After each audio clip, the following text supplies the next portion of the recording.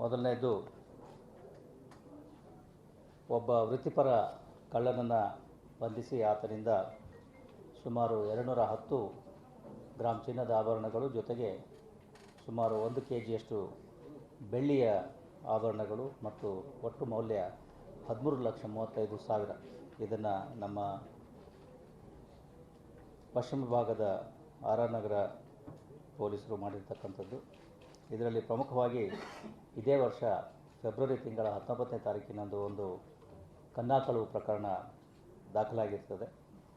19ನೇ ತಾರೀಕು ಅವರು ಮನೆಯಿಂದ ಹೋಗಿರ್ತಾರೆ. 10ನೇ ತಾರೀಕು ಅವರ ಮನೆ ಕೆಲಸದಾಕೆ ನೋಡಿದಾಗ ಅದು ಮನೆ ಕಳ್ಳಕಳವಾಗಿರ್ತಕ್ಕಂಥದ್ದು. ಅಂದರೆ ಬೀಗ ಒಡೆದು ಯಾರೋ ಒಳಗೆ ಹೋಗಿ ಸಾಮಾನುಗಳನ್ನೆಲ್ಲ ಚೆಲ್ಲಾಪಿಲ್ಲಿ ಮಾಡಿರ್ತಕ್ಕಂಥದ್ದು ಕಂಡುಬರ್ತದೆ.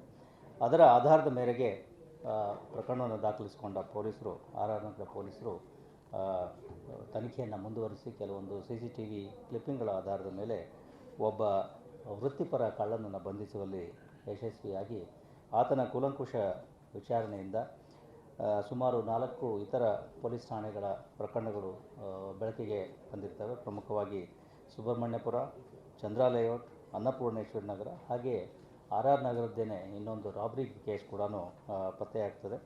ಒಟ್ಟು 210 ಗ್ರಾಂ ಚಿನ್ನದ ಆಭರಣಗಳು ಮತ್ತು 1 kgಯಷ್ಟು ಬೆಳ್ಳಿಯ ಆಭರಣಗಳು, ಹೀಗೆ 13,35,000 ರೂಪಾಯಿಗಳ ಮೊತ್ತದ ಒಂದು ಒಡವೆಗಳನ್ನು ಪೊಲೀಸರು ರಿಕವರಿ ಮಾಡಿಕೊಂಡಿದ್ದಾರೆ.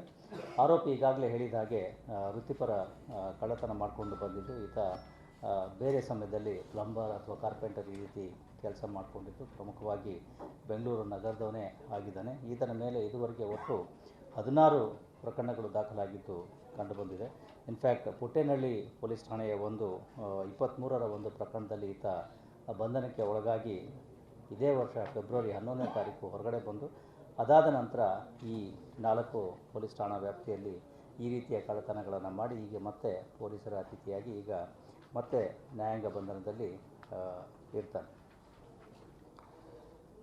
ಈ ಒಂದು ಉತ್ತಮ ಪತ್ತೆ ಕಾರ್ಯಕ್ಕಾಗಿ ಆರ್ ಆರ್ ನಗರ ಪೊಲೀಸರಿಗೆ 25,000 ರೂಪಾಯಿಗಳ ನಗದು ಬಹುಮಾನವನ್ನು ನಾನು ಘೋಷಿಸ್ತಾ ಇದ್ದೇನೆ. ಇನ್ನು ಎರಡನೇದಾಗಿ ಆರ್ ಆರ್ ನಗರ ಪೊಲೀಸರೇ ಒಂದು ಸೂಕ್ಷ್ಮ ಪ್ರಕರಣವನ್ನು ಭೇದಿಸುವಲ್ಲಿ ಯಶಸ್ವಿಯಾಗಿದ್ದಾರೆ. ಇದು ಸಂಘರ್ಷಕ್ಕೆ ಒಳಗಾದ ಬಾಲಕರ ಒಂದು ಇದಕ್ಕೆ ಸಂಬಂಧಪಟ್ಟಿದ್ದು. ಅಪ್ರಾಪ್ತ ಒಬ್ಬ ಬಾಲಕನನ್ನು ಹೆದರಿಸಿ ಬೆದರಿಸಿ ಆತ ಮೂಲತಃ ಈ PUBG ಮತ್ತು ಇತರ ಡ್ರೀಮ್ ಗೇಮ್ ಈ ರೀತಿ ಆನ್ಲೈನ್ ಗೇಮ್ಗಳನ್ನು ಆಡ್ತಕ್ಕಂಥ ಒಂದು ವ್ಯಸನವನ್ನು ಬೆಳೆಸ್ಕೊಂಡಿದ್ದು 10ನೇ ತರಗತಿಯಲ್ಲಿ ಓದ್ತಾ ಇದ್ದು. ಆತನ ಸ್ನೇಹಿತರಿಬ್ಬರು ಇದನ್ನು ತಿಳಿದುಕೊಂಡು ಅವನನ್ನು ಹೆದರಿಸಿ ಬೆದರಿಸಿ, ನೀನು ಈ ಥರ ಆನ್ಲೈನ್ ಗೇಮಿಂಗ್ ಆಡೋದನ್ನು ನಿನ್ನ ತಂದೆ ತಾಯಿಗಳಲ್ಲಿ ಹೇಳ್ತೀವಿ ಅಂಥೇಳಿ ಆತನಿಗೆ ಸ್ವಲ್ಪ ಭಯ ಉಂಟು ಮಾಡುವಂತೆ ಮಾಡಿ ಅದಕ್ಕೆ ಪೂರಕವಾಗಿ ಹಣ ಮತ್ತು ಇದನ್ನು ಕೇಳ್ತಾರೆ.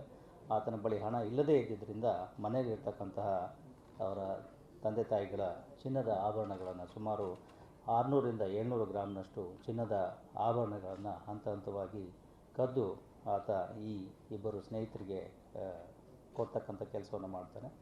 ನಂತರ ಈ ಇಬ್ಬರು ಸ್ನೇಹಿತರು ಅವುಗಳನ್ನು ಬೇರೆ 4 ಜನರಿಗೆ ಮಾರಿರ್ತಕ್ಕಂಥದ್ದು ಕಂಡುಬರ್ತದೆ. ವಿಷಯ ಗೊತ್ತಾದ ನಂತರ ಇದೇ ತಿಂಗಳ 15ನೇ ತಾರೀಕಿನಂದು ಅವರ ಪೇರೆಂಟ್ಸು ಇದನ್ನು ದೂರನ್ನು ದಾಖಲಿಸಿರ್ತಾರೆ. ಅದರ ಆಧಾರದ ಮೇರೆಗೆ ಆ ಬಾಲಕರ ಕೂಲಂಕುಷ ವಿಚಾರಣೆಯನ್ನು ಕೈಗೊಂಡು ಮೂಲತಃ ಅವರ ಮಗನನ್ನು ವಿಚಾರಿಸಿ ನಂತರ ಆ ಇಬ್ಬರು ಆತನ ಸಹಪಾಠಿಗಳೇನಿದ್ರು ಶಾಲೆಯಲ್ಲಿ ಅವರುಗಳನ್ನು ವಿಚಾರಿಸಿದಾಗ ಅವರು ಈ ರೀತಿ ಗಂಗಾವತಿ ಮೂಲದ 4 ಜನರಿಗೆ ಈ ಒಂದು ಪದಾರ್ಥಗಳನ್ನು ಅಥವಾ ಆಭರಣಗಳನ್ನು ಕೊಟ್ಟಿರ್ತಕ್ಕಂಥದ್ದು ತಿಳಿದು ಬರ್ತದೆ. ಅವರುಗಳನ್ನು ಬಂಧಿಸಿ ಅವರ ಪೊಲೀಸ್ ಅಭಿರಕ್ಷೆಯನ್ನು ಪಡೆದು ಕೂಲಂಕುಷ ವಿಚಾರಣೆಯನ್ನು ಮಾಡಿದಾಗ ಅವರಿಂದ ಈ ಒಡವೆಗಳನ್ನೆಲ್ಲ ಕರಗಿಸಿ ಕೆಲವೊಂದು ಚಿನ್ನದ ಗಟ್ಟಿಗಳನ್ನು ಮಾಡಿರ್ತಕ್ಕಂಥದ್ದು ಕಂಡುಬಂದು 302 ಗ್ರಾಂ ತೂಕದ 2 ಚಿನ್ನದ ಗಟ್ಟಿಗಳನ್ನು ಅವರಿಂದ ರಿಕವರಿ ಮಾಡಿಕೊಂಡಿದ್ದಾರೆ. ಜೊತೆಗೆ 23,50,000ದಷ್ಟು ಕ್ಯಾಶ್ ನಗದು ಹಣವನ್ನು ಕೂಡ ಅವರಿಂದ ಈಗ ವಶಪಡಿಸಿಕೊಳ್ಳಲಾಗಿದೆ.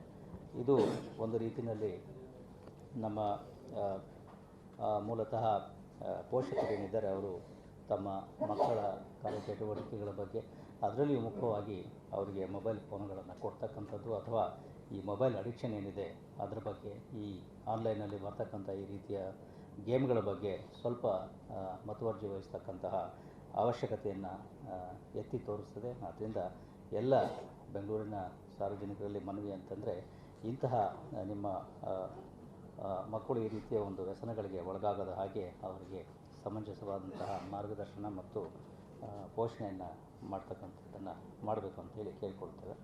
ಆರೋಪಿಗಳು 4 ಜನ ಈಗಾಗಲೇ ಬಂಧನಕ್ಕೆ ಒಳಗಾಗಿದ್ದಾರೆ. ಈಗಾಗಲೇ ಹೇಳಿದಾಗೆ ಅದರಲ್ಲಿ 2 ಗಂಗಾವತಿ ಮೂಲದವರು ಮತ್ತು ಇನ್ನಿಬ್ಬರು ಕೂಡ ಬೆಂಗಳೂರಿನಲ್ಲಿ ಇರ್ತಕ್ಕಂಥವ್ರು. ಹಾಗೆಯೇ 2 ಈ ಬಾಲಾಪರಾಧಿಗಳು ಅಂದರೆ ಸಂಘರ್ಷಕ್ಕೆ ಒಳಗಾದ ಬಾಲಕರೇನಿದ್ದಾರೆ ಅವರುಗಳನ್ನು ಈಗಾಗಲೇ ಪೊಲೀಸರು ಅವರುಗಳ ಮೇಲೆ ಕ್ರಮವನ್ನು ಕೈಗೊಂಡಿದ್ದಾರೆ.